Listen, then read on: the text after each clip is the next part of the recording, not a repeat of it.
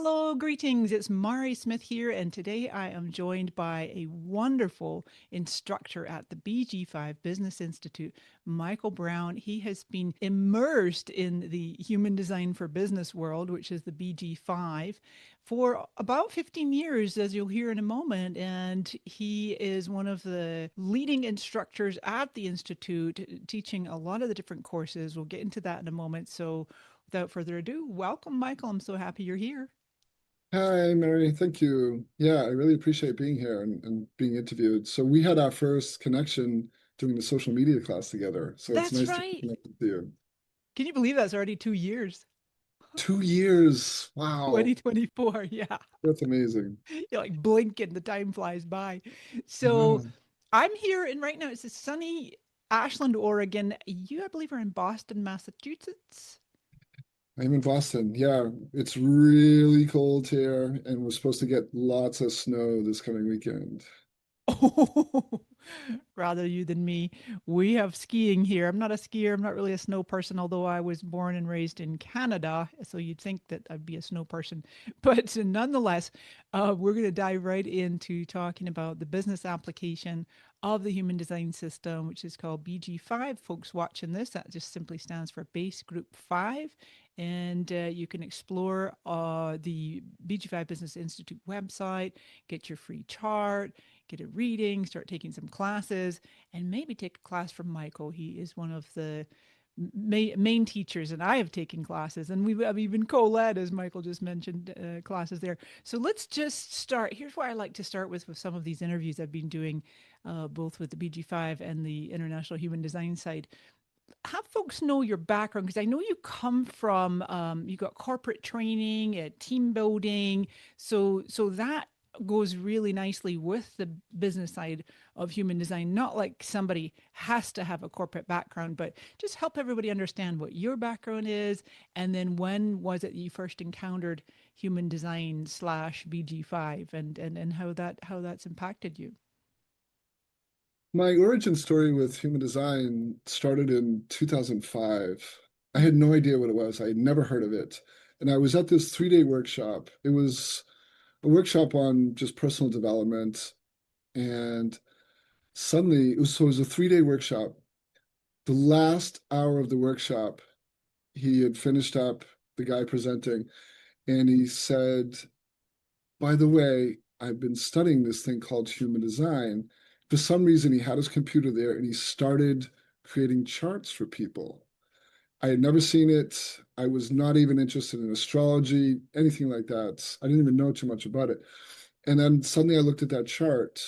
Mari, within 2 weeks, I had my first human design reading. I had signed up for my living design course with Linda Bonnell, who happened to be my teacher through all out my whole human design studies. And it bit me so hard that I couldn't put it down. I think that's similar for a good amount of people, but for me it was just like whoosh. Interesting story that I have been studying pretty regularly, and then about year three, I hit this wall where I literally just couldn't pick up a human design book. I couldn't give any readings. I couldn't do anything. And I didn't know if I would pick it back up. So a whole year went by, and I just realized later there was this gestation period. Human Oh, design was mutating me so much that I needed a year off. And it wasn't something that I anticipated. It wasn't something that I chose. It was just, this is what my body says, like, no more. Linda was writing to me like, hey, where are you? And I said, I don't know. I hope to be back. And then at the end of the year, I just knew that I was ready and I completed my studies. My track was a little bit longer in that it took me 6 years to get my analyst certification, which is interesting because when I was in my 20s, I studied martial arts and it took me 6 years to get a black belt. So that's I kind wild. of I think about those 6 year periods where to really, for me anyway, to really learn something Mm. is like a really transformative process. And both of those systems really changed my life. Yeah. Yeah. Wow. It's interesting, like I'm a 3420 in Hmm. BG5, we talk about express builders and human design manifesting generators. So we associate going really fast.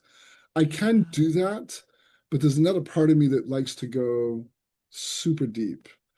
In any Mm. system that I really truly master, I always end up teaching it. Really? Yeah. Huh. Fascinating. So, and I've got your chart in front of me here. I was maybe going to share the screen, but I think we'll just stay focused with the cameras here. So, for everybody here in the BG5 language, Michael is what's called an express builder. Is that right? Otherwise known as a manifesting generator, and his one consistent core activation strength is the 3420 charisma, and that is fully unconscious. Actually, your unconscious sun and earth. Is that right? And Yeah. so, what you just explained there, I'm curious now, with all of your depth of knowledge of human design, are you and you're the two for a profile, natural, what do they call natural opportunist? Just in case folks here we got a slightly more advanced, would you be able to just pull out a couple of aspects of how you've related your experience in that journey of learning, and even what you just said about mastering and ending up teaching the martial arts or the human design, how that maps to your specific blueprint or chart? Yeah. Not to geek out or anything. Go for it, geek Well, out. I'll tell you a few, if you look at my chart, so in the sacral and human design and energy resource in the BG5 language, there's this at the bottom, there's this trait 9, which is about focus. And Yeah. up at the throat, so the communication function, there's this trait 16. So Mm. I am actually going to there's share like, your chart briefly. okay. Keep talking. Yeah, you're good. Yeah. So there's this idea that my body naturally wants to focus on something. That's the 9. And the Mm. 16 is about skills. Mm-hmm. So I am very selective about the skills that I really want to focus on. But the ones Mm. that I do, the ones that I most identify with, Mm-hmm. are the things that I go really deep on. So Ah. karate in my 20s, human design in my 40s and 50s Mm-hmm. were the things. And I just had to do it as if my body just said, this is it. And so I'm someone who is selective in the sense, and this is part of my 2-4 public role or profile, is Yeah. people with that 2 really prefer to go deeper rather than wider or broader. Mm. And Yeah. so that Mm-hmm. to me was when I began to understand those dynamics, and that's just like a really simple keynoting of my design. Mm. I began to say like this thing called design, human design, BG5 is really accurate because it wasn't something that I was thinking about doing. That was me living out my life. So Yes. that process helped me understand, wow, I can really apply this to clients and customers and students. I used to have experiences in my early days when I just got my human design certification. I remember this guy from Australia. He found me on the IHDS site and he said, I want a human design reading with you, Mike. And so I think this was like pre-Zoom days, but we connected on whatever Skype. platform was like, yeah, something like that. And halfway through the session, Mari, he looked at me and he said, how do you know this about me? Ooh. That was a light bulb moment in the sense of this is actually really profound. Mm. And so that helped me to trust that this knowledge really works. It's really accurate. Yeah. Yeah. I know. Oh, I just brings tears to my eyes almost. I was just listening to a beautiful audio from a very, very dear friend of mine, and she is a generator, emotional generator, builder, 5-1. So that heretical, susceptible to the projection field. And she has two 21s, the gate of control, one of which is the 21-6. And I always remember Ra. For those listening, Ra Uruhu is the founder of this knowledge. Came to him in 1987, so we're almost coming upon the 40th year anniversary, which I think is no accident, and big changing cycles in 27. We'll get to that in a moment. But 21.6 is Ra said something about like, don't be like, mm, working at the clan level, you're really designed at the tribe level. You like organize all these clans. And so this dear friend of mine, she just made a major decision, which takes a lot of courage for what she's done to kind of leap up into the next level of her career. Mm. And I had left her a message just really edifying and just really seeing her. She has an open willpower function, the heart center, and I knew it took a lot of courage and then waiting for that emotional clarity and then talking about the projection field. And she just was in tears. She's like, Mari, you just really see me, you know? So it just really touched my heart. So you're right. I love when you get that edification where the light bulb comes on and people like you said with your client, how do you know this about me? And so I'm curious at what point in your journey you said, did you say 2005 it first came to you? This, Yeah, yeah, so yeah. that's 21 years ago. Wow. And then you had your break and you came back. At what point did you embark on the part of becoming an instructor? I had a really good reputation in the IHDS community, so I was Linda. I had studied Linda Bonnell, who owned the school. I was also studying under her, so she would ask me to do things like, Mike, would you like to start this IHDS study group?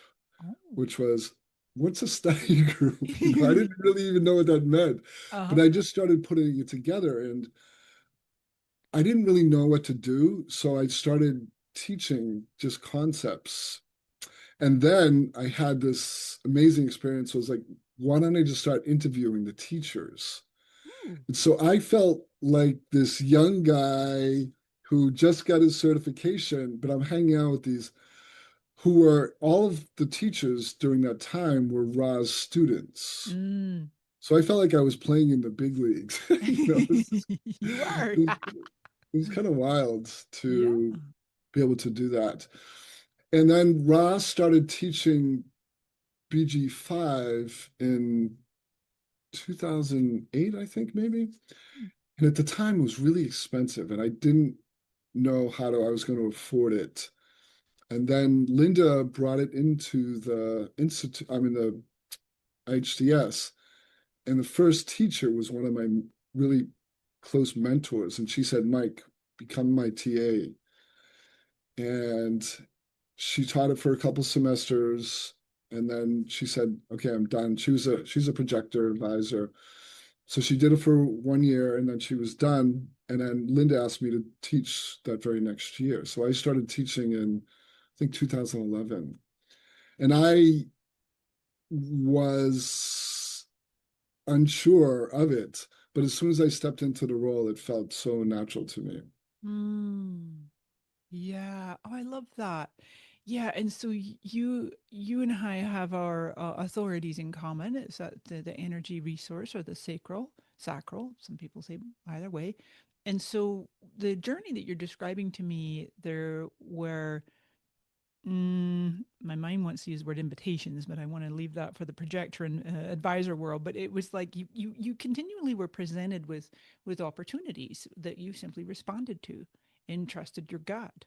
And it's not like you were along this journey of professional studies and you're like, oh, I'm going to be a teacher, or let me apply for that. It's like there is no like initiation needed on your part, which is very much what you're talking about of living your design and allowing, as Ra would say, specifically for the generator types, the builder types, the sacral beings, is to allow life to come to you, to trust that it's, if we can surrender and trust and each day see what what the sacral responds to. So I love it. That's really a great journey. So when you and I were co-leading the social media marketing for human design and BG5 professionals, as we said at the beginning, 2 years ago now, 2024, well, spring of 24, um, you have this really brilliant ability to allow yourself, almost brings tears to my eyes, Michael. You allow yourself that gift of the pause. So there's a response, and it's like I feel you tapping into the depth of your wisdom, your natural brilliance, as that second line, but also in the deeper layers for our fellow geeks here is the right passive mind, excuse me, the right receptive mind. So it's like this big sponge that it's, soaked up all this knowledge over the years, but it's as if you're having this relationship almost tangible with a chart and with the being whose chart this is. I would love it if you would be able to articulate just a little bit about how that process is for you. Like, not immediately getting, okay, so let me tell you about your chart. It's like you be with it and then the words just flow out of you. Can you help folks understand what that experience is like for you? Yeah. Wow. It's your question and your recognition is bringing tears to my eyes. So thank you for Mm, that. yeah, Can I tell you about an experience I had with a coaching client? So please this do. was this was upwards of 10 years ago. So he's actually a really good friend of mine now. So I live in Boston and he lives up in Vermont, which is we're about 4 hours away. And so he was really insistent on meeting in person. So we would meet somewhere in the middle, which was usually in the kind of like in the countryside. So I began this 6 month coaching program. So I would meet with him twice a month and we'd make this journey together and we'd meet in this really like cool kind of setting. And I started to have, and this is going to sound a little unique. I started to have these psychic experiences with him Oh. where we would be sitting and we had these kind of like chairs and we were in this natural setting and I would just be with him. And when I first started coaching, I was really heady and I was trying to figure out the right questions and all that. And that never really worked for me. So I just would find myself just allowing. And you already touched on that. Like there's something Mari's touching on, which is called the variable, which is I have a right mind, which is very receptive. I take in information. And I realized that when I look at something or someone, information gets revealed to me. And it's in order for that to happen, I have to go really still and it's just Mm. quiet. And then suddenly the words are there. And I Mm. just know. I think everyone has that potential. I've just worked really hard at it. And so when I was in Mari's class, which she's referring to, when I was in your class, I tried to like map it out like the first time and I was really nervous, like this isn't going to work. And so I really loved working with you because you gave me permission to just do it however I wanted, which was perfect. And then I just knew that class that I did with you opened me up in a way. Like I felt so blessed to be in that class, just Mm. doing what I was doing with them. Mm. Was it just felt so powerful for me as much as the people who I was working with. Mm. That shifted something. Now I do it for classes. I just I have a class to prepare for every Wednesday and I just okay, what does the class need? And then it just begins to get revealed to me. And okay, this Mm. is it. Sometimes my mind says, but, but Yeah. but it's always the right thing, I feel like. Yes, of course it is. It's just that ability to surrender to the form. And Yeah, especially another thing you and I have in common is that the type and authority is unconsciously defined. yeah, Right. So I got my 214, but it's split off from the rest of my definition. I'm very heady. I've got, I joke about being a mental projector with a 214, which obviously doesn't make sense, but it really, I'm in my sixth year of the experiment in professional studies. So you're light years ahead of me in terms of your years of experience and being in the experiment. And I have found it exceedingly difficult at times to trust in that sacral response, even in a nanosecond later, the mind's just going, "What the heck? What did you just say yes to? You don't know all the details yet." It starts freaking out. But anyway, I was curious also about any cycles. Do you teach cycles at BG5? Um, Yes, I thought so. So cycles is an important part for folks listening here or watching us. The In both human design and BG5, we can speak about every 10 years starts at age 30 with your Saturn return, and then around age 40, Uranus, 50 is the Chiron, 60 second Saturn. I think both you and I are in our second Saturns. I turned 60 in August. I can't hardly believe it. What? How did that happen? Where did my 50s wait, go? what? Same for me, exactly. I just turned 60 in August. Yeah. Oh, last August.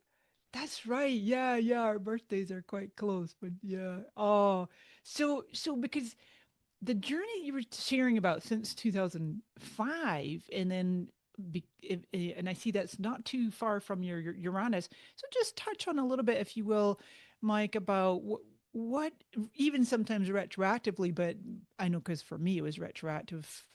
My Uranus opposition when I turned 40 was days, days away from when I first joined Facebook.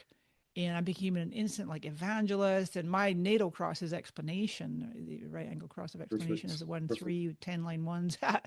But my Uranus in 2007 was contagion. And so when Hmm. I started studying and I first came across human design in the early 2000s, never made any sense to me. I'm like, okay, this is weird. And people told me that Mari, you make decisions by saying, aha. I'm like, what the heck? So I was like, didn't land because it wasn't deep enough. But anyway, I know retroactively oh my gosh, contagion, right? As I was just telling everybody on the planet, are you on Facebook? Let me show you how. But so in anyway, I digress. That context of maybe helping the listeners and viewers here understand for you in your journey, have you seen how your cycles have played out or are playing out? Yeah. Cycles are really powerful. When I was studying, I part of the IHDS studies to become a human design analyst, you have to take cycles. And so just like you said, so 30, 40, 50, and 60, these are turning points. Kind of, I think of them sometimes inflection points. Mm, Sometimes the person you were before that cycle moment, and then the person you're after. So typically the long-term cycles that we just mentioned, it starts about 3 years before, mhm, give or take. Some people notice it sooner, some people a little bit later. Um, I had two major inflection points. The first was 30, and it rocked my world, which was in my 20s, I was really avidly a martial artist. I was yeah. really into this Japanese style of karate. I thought I would train my whole life. Just around the age of 30, out of nowhere, suddenly I just could not train anymore. I would put my karate uniform in the car. I would go to work and then say, okay, after work, I'm gonna go train. I couldn't. Hmm, My body just said no. It was shocking to me, Mari, because I literally thought I would do this for the rest of my life. yeah. And so up until I was 30, I was completely immersed in physical sports. I did football, I did baseball, I did wrestling, I did karate. Everything was for me was physical. And Mm, so all of that energy was just, it really helped me just be me.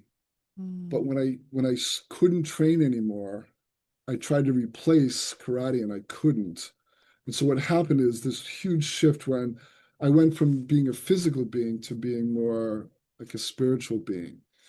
Everything that had been, mm, this is going to sound weird, but almost repressed. My mhm, childhood was on the surface really amazing. And there mhm, was other things that part of that childhood I needed to unpack, I needed to heal. And so I went on a huge healing journey after 30. Huh. None of this was intentional. None of it was intentional. Mm. And so that it extended it even through this day.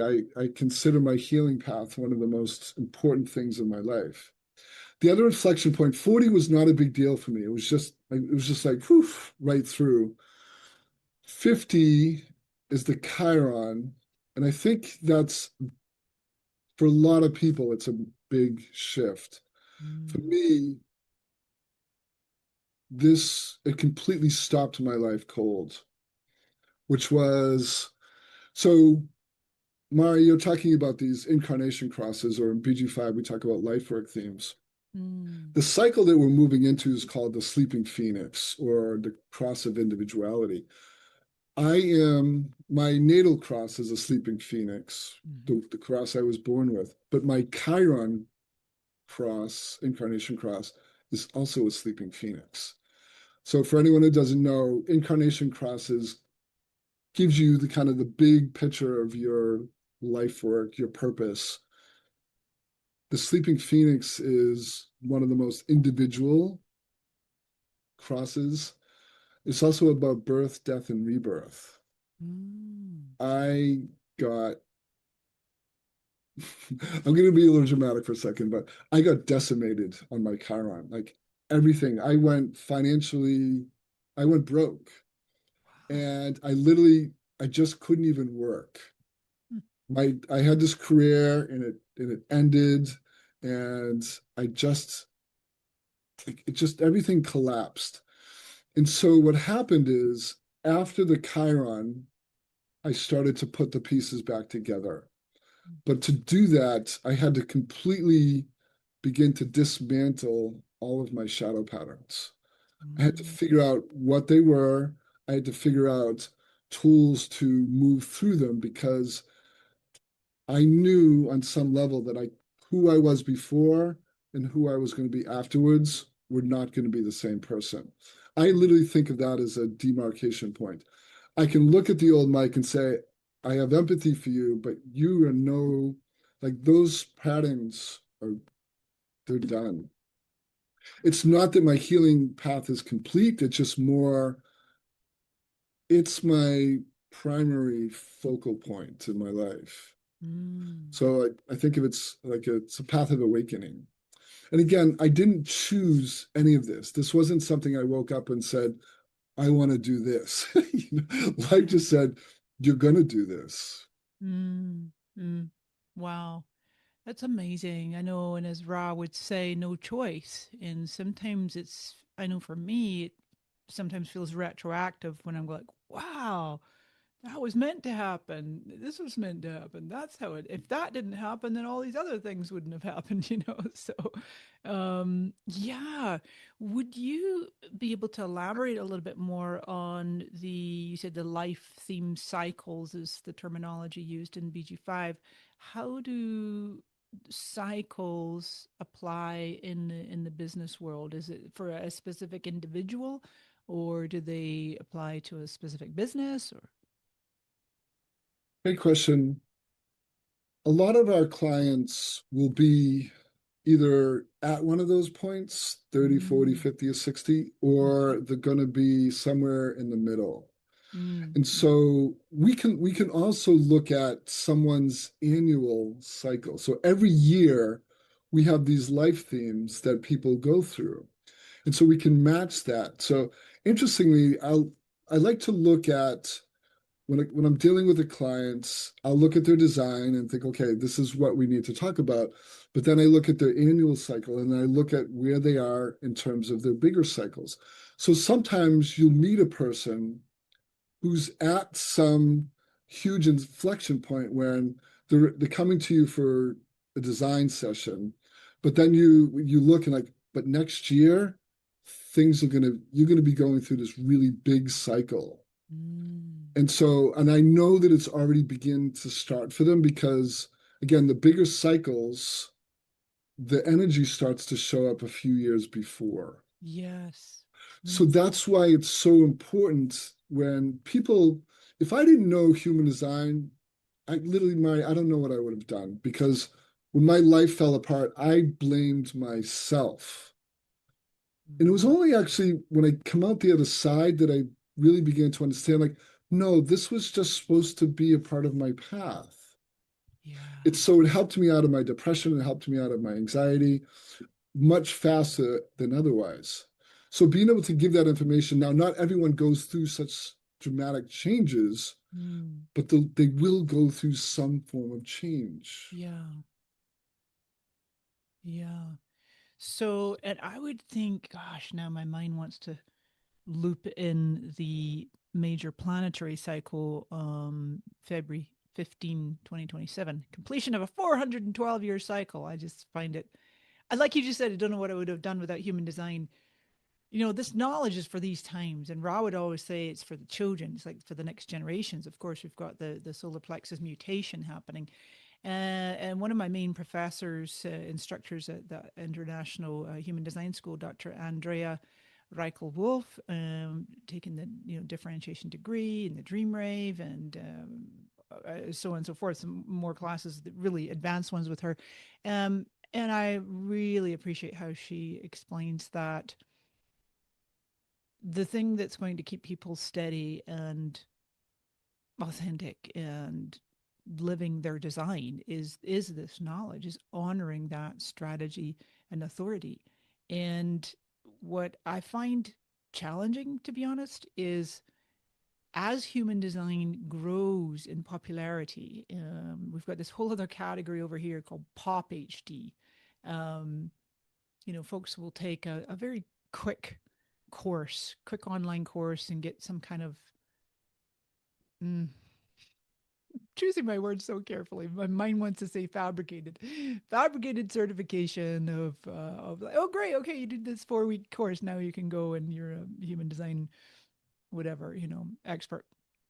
And there's room for everybody. I'm like, okay, there's all kinds of information out there. It's important for people to trust their own selves. Maybe that works for you, but maybe at some point you're going to feel, I really need substance. I need depth. I need to know, where did this knowledge come from? I don't want a mutated version. I want the original version of how it came about in 1987 and given to Ra. What does BG5 call the annual cycle? Just the annual Yeah. theme? Yeah. So The annual, you could call it the annual return, annual cycle. Yeah. yeah, the solar return. So it's around, just for folks who are, if they're really new to this knowledge, it's your birthday. So, and I think Ra would say don't make any major decisions within that 3 month period between your design anniversary and your actual solar return, your birthday. So it's basically the 3 month window. And I'm just looking right now. I was looking, and it'll maybe come back to me where my mind was going with that thread. Um, of how important it is, really, I guess, just to anchor the point of how important it is to really embody this knowledge. Strategy and authority, yeah, I think I was saying about just how important it is to know, to live your experiment, and to go deep with this knowledge from the source, so that you can really apply it in your own life, and have compassion for yourself and for others. But back to the cycles part, I just pulled it up in front of me. Next time you're leading this is not till the fall, September, of this year, 26, depending on when people are watching this video. So there's the global cycles. I see there's even a class on the global cycle, the daily theme, and so the transits. Would you be able to speak just a little bit about, like, how important it is to follow the daily transits, to know, like, as of time of this recording, we're on a second line day. In a few hours time it'll be a third line day. But yeah, just that part of it, of the daily cycles or transits. Yeah. Great question.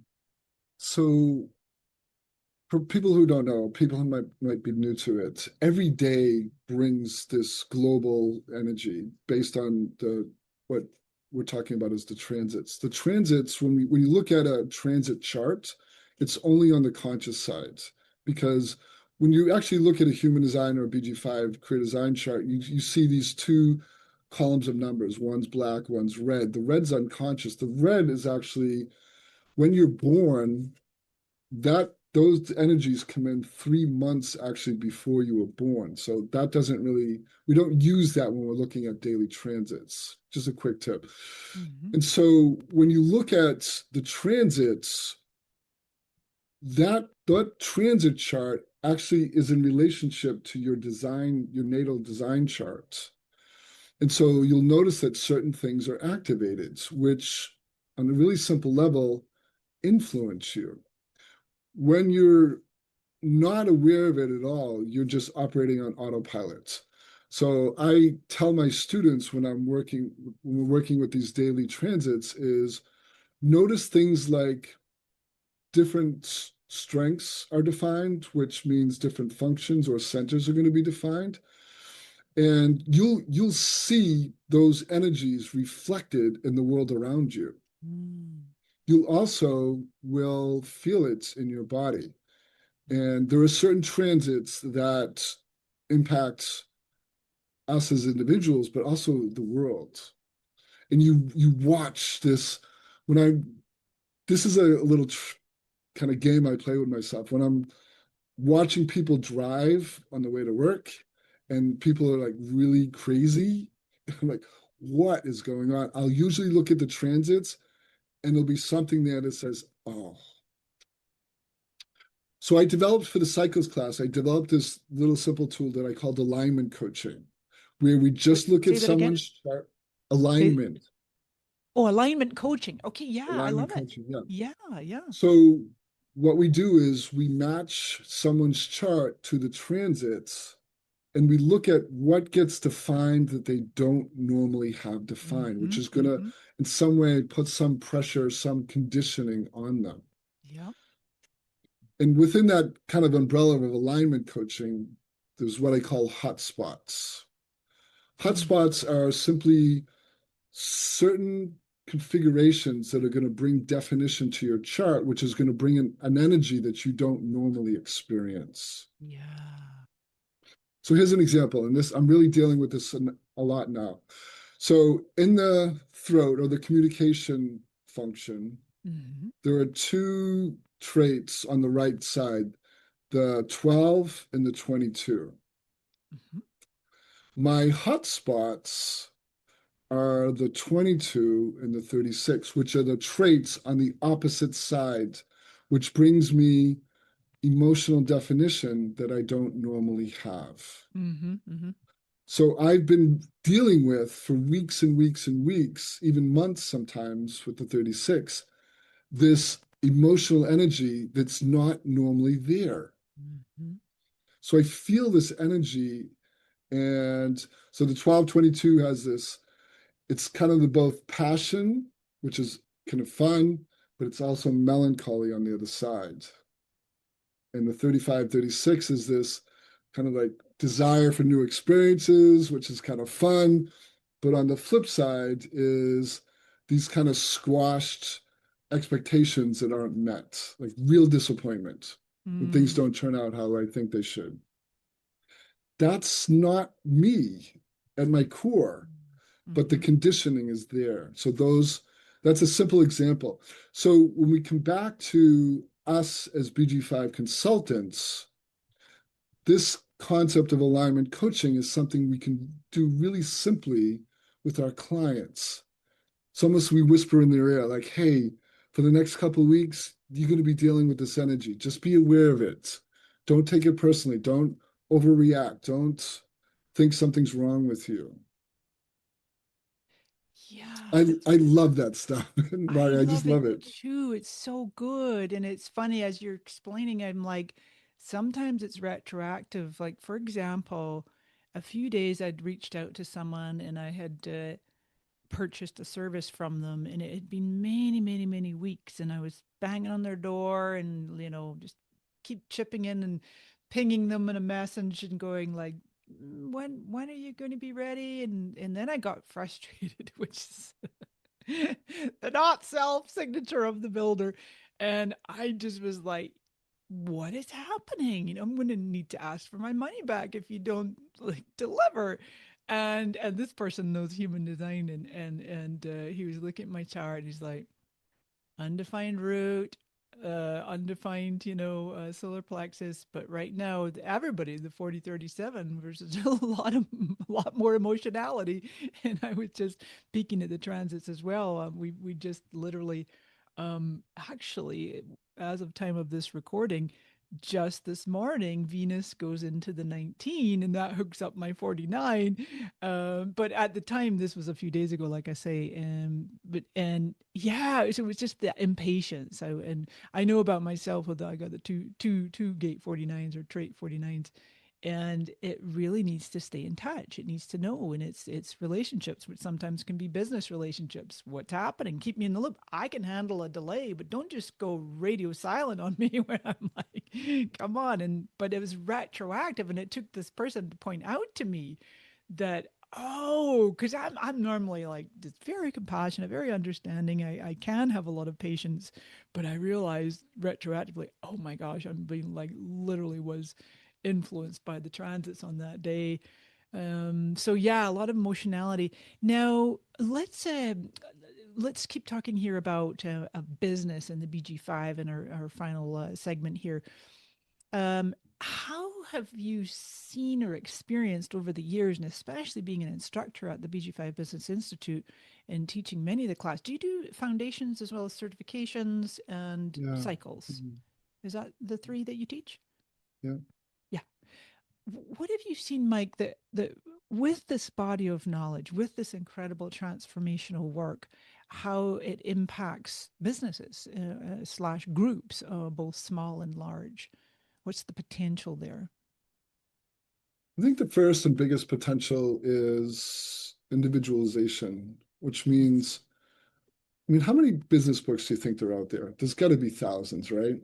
Maybe more. And Business ones? so Millions. every every author of every business book is literally writing a first person account.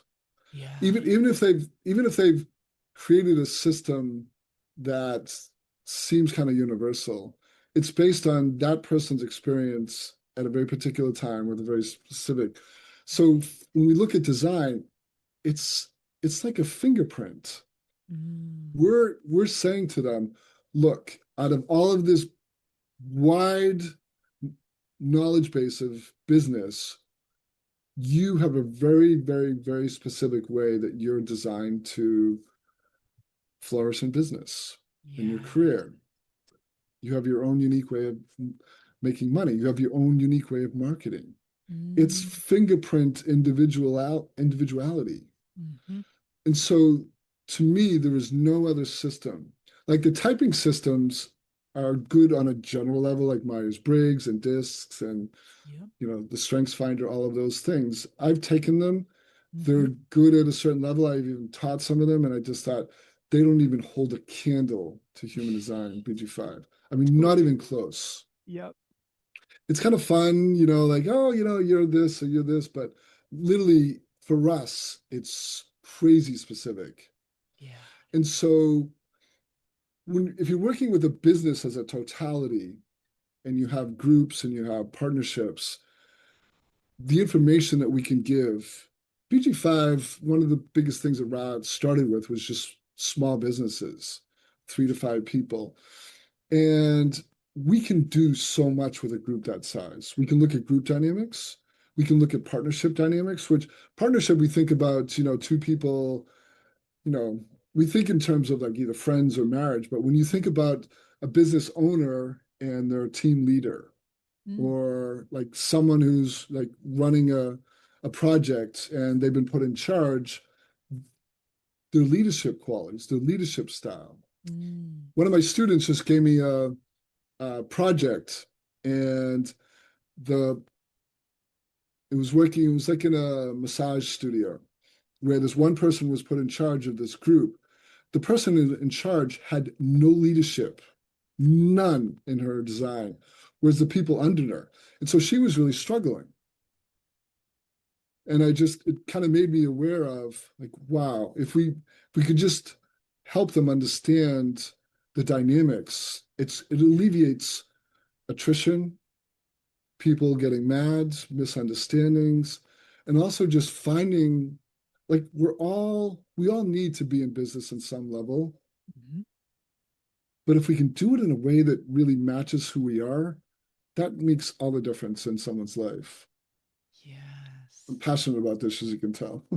Yeah, so the future, and especially with this global cycle change happening in February 27 and coinciding almost around the same time frame as we have this new species of the mutated solar plexus as the more aware, more spirit aware, which is part of the background frequency as well. In the business, commerce, finance world, what is your perspective, Mike, on what would let me phrase it this way. For folks tuning in today, they're either they have a career, they and a job that maybe they enjoy, or maybe they don't. They're looking to leave it, or maybe they're a business owner, an entrepreneur, and perhaps they're going through one of those cycles. You see one of these 10-year cycles. What would you see as what they could kind of set their eyes on the horizon of the future of business and commerce and money? You mentioned about the individuation or the individuality and the fingerprint. How does that practically apply to the career in the business world? It's a good question, and I've been thinking about it a lot in the sense that I think the shakeup. So in this 400-year cycle, you and I know that it actually began in the early 1960s. So this kind of lead up, and it'll take another 60 years to really fully seed in. So 2027 is a moment in time, Mm-hmm. but it represents kind of an inflection point. Yeah. So one of the things I would tell my students in the cycles class is everyone born before that moment in 2027 carry the older frequency. Every baby after that moment in 2027 will carry a brand new frequency. Yes. Even if they don't have that, that kind of the characteristics that Ra was talking about, these new beings, they're going to have a new frequency. That Mm. new frequency is going to be all about individual empowerment to the degree of like the 3420 is probably the most quote unquote selfish channel of strength in design. But that name has a interesting connotation. Like I'm going to hoard everything for myself. Selfish in this terminology means I am going to seek to empower myself in my life and my work in a way that's completely aligned with who I am. Mm. Now, the challenge is that's completely at odds with corporations. Mm-hmm. Mm-hmm. Corporations want you to, it's like kind of bow down at the altar, and people are not going to be able to do that anymore. It's just that frequency after next year will be gone. And Mm. so I think corporations not right away are going to really shake out Mm. in the sense that people are just like forgive my language. It's even happening right now. It's like screw you, man. Like Yeah. we are not giving our life force energy over to you because we don't even trust you anymore. Mm. And I think that's part of like, with these huge AI layoffs is AI, everyone has a relationship with AI, which I think is really interesting. But one of the things that scares me about AI is we're letting something else do the work that I actually need to do for my own inner growth. So Mm. I think there's a balance between, oh my God, this tool is amazing at these things, but I don't want to shortchange myself in the skills that I actually need to learn. So I Yes. think it's going to be a couple decades before we kind of sort that all out Yeah. in the sense, and you were kind of alluding to this when we talked about human design teachers who kind of are creating a certification for like over maybe like 3 to 6 months, maybe a year at most. What what we're not doing or allowing students in that situation is this gestation period, Mm. which means when you start learning human design, you will go through a mutation. A mutation is it's a change that happens is who you were before is not who you are afterwards. Human Mm. design is a mutative system. Mm. So to learn it fully means you have to go through that change. And the change is I go from this kind of conditioned person to this person who's really more aligned with who they're supposed to be, how they operate. And so we need time for that. Yes. And my fear with AI is people will become over reliant on it, that they Yeah. don't allow that mutative learning experience to happen. Right. Right. Yeah. Oh, beautifully articulated. I could really, I felt that behind my sternum when you were saying that about this mutation, this immersion, right? The tea bag just soaking there in the water to make the tea. um, yeah, and then also just commenting on the selfish piece, the enlightened selfishness. It's this era of honoring the self while allowing others to be honored. It's the nine centered. Linda Bennell at the IHDS, and she talks about doing her best at the school and the institute to honor like the nine centered approach to business and marketing versus the old strategic seven centered way, buy my stuff and countdown timer and pressure and pushing people and that homogenized approach. You're talking about the business books. And yeah, that's one person's perspective, and what worked for them doesn't mean it's going to work for you. This is why I love to infuse human design and BG5 into my social media marketing teaching. This has been my career for 19 years. I'm in my 19th year of being a social media marketing expert, and it's just a beautiful inflection point in my life and career of recognizing, wait a minute, you know, the way in which I approach social media marketing is not for everybody or anybody else. Somebody's telling you you have to post 10 times a day. I just cringe when I hear that. The idea of posting 10 times a day, like you're lucky if I post 10 times a month. But anyway, this whole beautiful conversation about honoring each person's individuality and honoring their authority and switching the way in which they do business, that's really like an invitation, putting content or putting opportunities, invitations, offerings, whatever it might be, products or services into the world, and allowing people to trust themselves to make the decision, is this for me or not? And yeah, we can make that enticing, but it's in a way that's very genuine, very authentic, like really speaking from the heart. So I love all that you've shared today. I would like to, as I could feel like I could talk to you for a whole bunch more time, but I think we'll keep this to relatively an hour. Um, let's really anchor for folks tuning in today why they might want to study specifically at the BG5 Business Institute.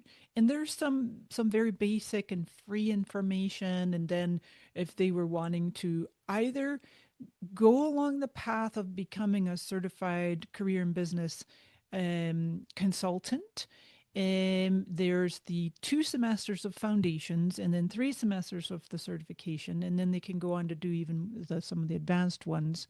Um, what would you say, Michael, in your experience after all these years, what is it that sets the BG5 Business Institute apart? And why would it be important for people to learn from these official certifying bodies, the International Human Design School on the human design side, and then the BG5 Business Institute on the business side? I know what my teaching style is, and I've seen some of the other teachers, and I think they're amazing too. Is there's a way to teach human design, which is basically this transfer of knowledge. And here's the information, I give it to you with no kind of thought process to how that's going to work, how they're going to, meaning how the student is going to assimilate that information. For me, every time I teach, I'm very conscious of that. It's like for me, my teaching style is, infused by working with hundreds of groups, thousands of people. Mm, So in order to be, so for me, teaching is not just teaching. I facilitate these experiences. yes. And so I know that every student who comes into my class is going to go through this process of change. My job is to hold the container for them to go through it. Mm. I know what the change process is like. I know it can be hard at times. I know that I'm going to want to hide.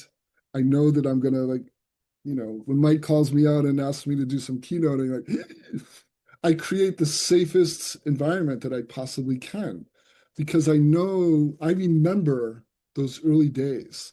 I remember Linda would ask me, like, Mike, what do you see in this chart? I'm like, I don't see much. Oh my God, But now I see so much, and I feel like I still have so much more to learn.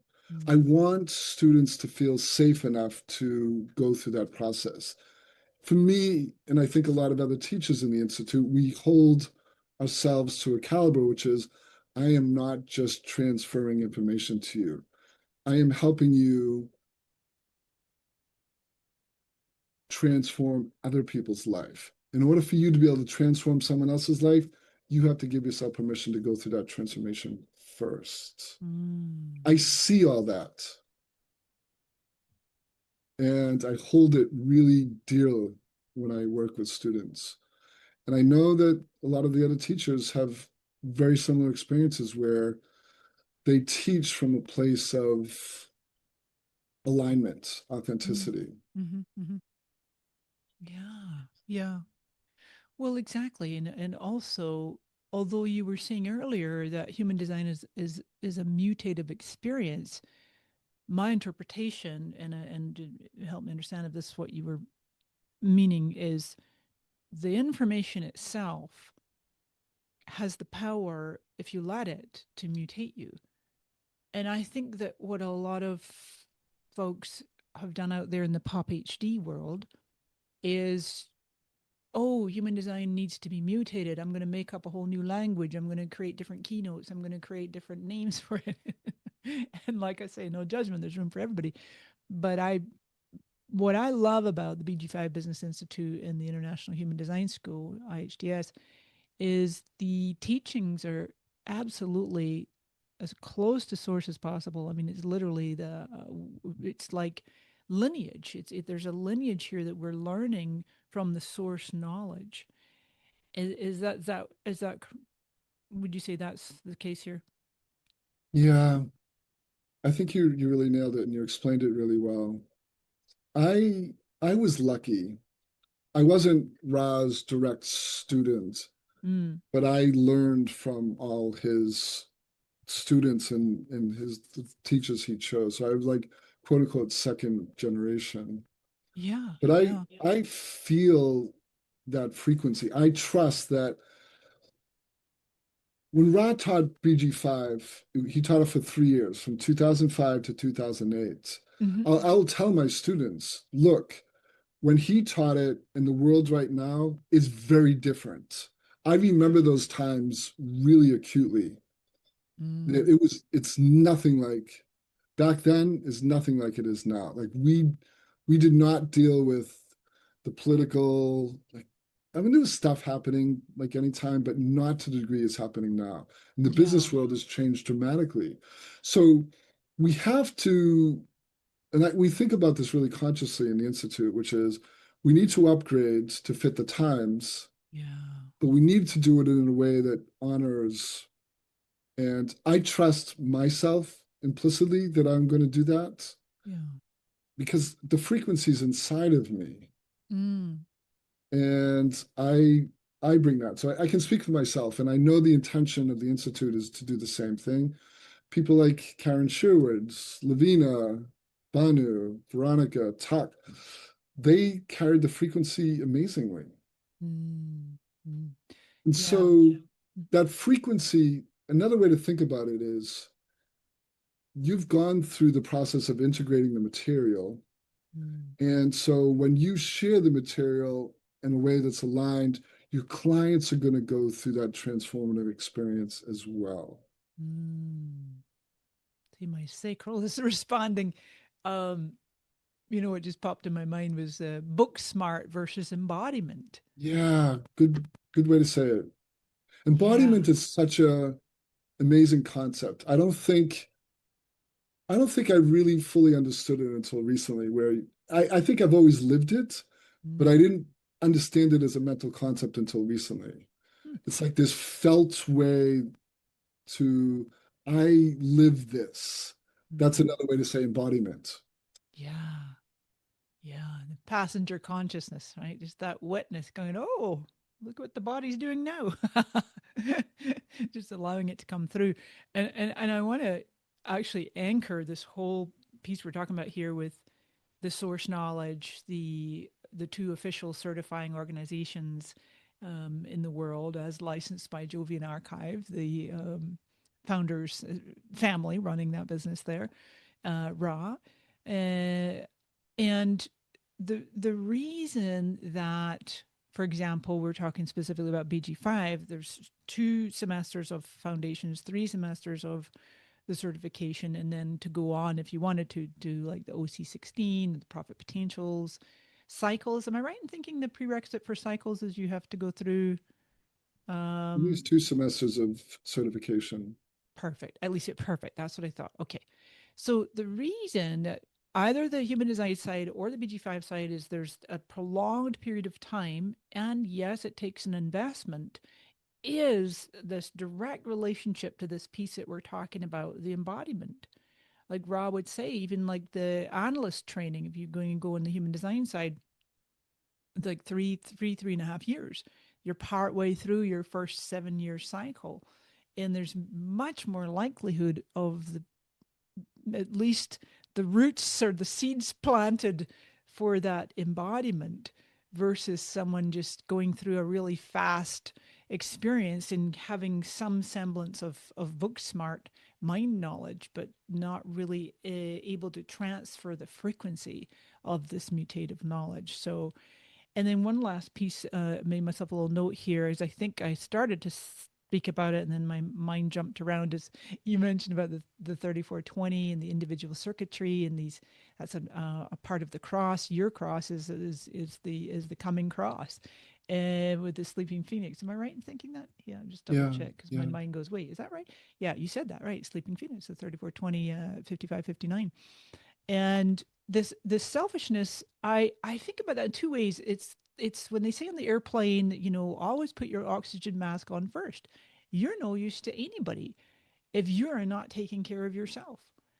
And another way I think of it is this teacup and saucer idea. Like fill your own cup, make sure you're taking impeccable care of this body, this vehicle, this physical thing that we all ride around in. And because if you're depleting yourself, if you're exhausting yourself, if you're burning yourself out and causing all kinds of discord and misaligned frequencies in making yourself ill, well, you're no use to anybody. So it's like fill that cup up first, and then what's flowing out into the saucer, we call like the spills, you give to the world, you serve the world from that place. So I always like that metaphor. Does that land with you? Do you see what I'm saying? Yeah. The way you're explaining it sparks something in me in the sense that so for people who don't know anything about this big shifts of, what came before and what's going to come next. So Mm. what's coming next is the energy is really about the old energy. Let's start with the old energy. The old energy is I'm going to put my trust in institutions. I'm going to put my trust in companies. I'm going to put my trust in basically all the structures that society built. So I have this really unique perspective. So you and I were born in the mid 60s. Mm. And so I watched my dad's career, especially in the later part of his life, where his work life, he he was of that generation that said, we're going to take care of you. You're going to work for us for most of your adult life. At the end, we're going to throw you a big party. We're going to give you a gold watch and we're going to celebrate you. It was just in coming into the 1970s and early 80s where corporations started, we're not going to do that anymore. Mm. And so I got to witness, and we actually had, I remember having some conversations, and I he was talking to me about like, aren't you gonna look for work in a company? And I said, no, I'm not, I don't want to work in some company that is gonna lay me off and whenever they want. Mhm. And so I saw that shift, which was, I don't think I can trust a company. And this was back in the Oh, 80s, wow. and it's only gotten worse. So Mm, coming back to what's coming is the energy that's showing up is I'm not going to place my trust in something else. I'm going to place my trust in myself, mm, which is a completely different way of operating in life. mhm. It's not that I don't, it's not going to be that, screw everyone, screw society, although some people may do that. It's more like, what is it that's going to fulfill me? Yeah. No matter how, and it's going to be, how can I find my path that's so uniquely mine? Mhm. That's really hard, Mari. Mm, One of the biggest fears of individuality, people who have a lot of individuality in their design, is fear of rejection. mm. You're kind of weird. You're kind of different. You see and do things that are really very different. When Yeah. the next phase will be, we're going to honor that. Not right away, Yep. but over the next coming decades, that's going to be the direction we're going in. Mm, totally. I think well, the way I relate to it in my social media industry is this rise of the creator economy. And you've got like Yes, yes, yes. YouTube and TikTok and Facebook and Instagram where they're really empowering the creator. Like, it will pay you to make content. Be as weird as you like. In fact, the weirder the better, right? So then I also relate this coming frequency of individuality to what I call like the rise of the gig economy, even like Uber and Lyft and Airbnb and having a side hustle or a side passion. Maybe you do a job to at least make sure you can pay the bills, but you've got this whole other aspect of your life that just really lights you up, and you're like, okay, I'm going to do photography or pottery or whatever your thing is, and it doesn't have to be like a hobby, but it could be something new and unique and creative. Maybe it's with AI, and you're like, okay, I'm going to make this into a source of revenue at some point. So yeah, I love this whole selfish part you're talking about in the individual circuitry. I can totally relate with my 4323 of 6 planets and my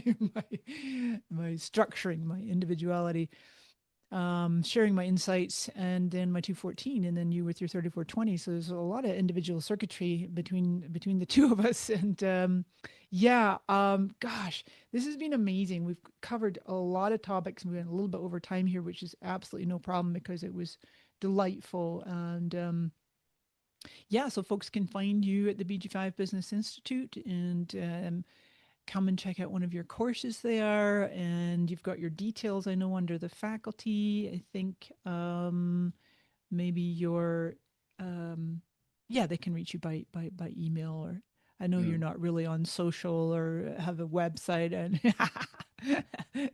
Oh, it's the normal things worst. like that. I know.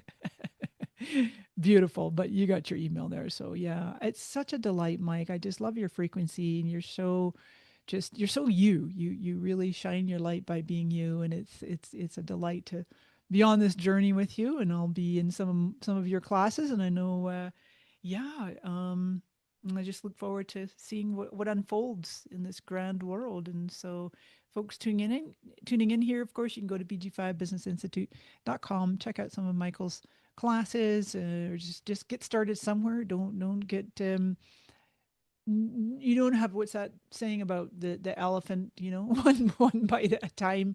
And yeah, just start somewhere. Maybe get your chart, get a reading, and get a full report. And if if it's correct for you, check out the courses, the foundations.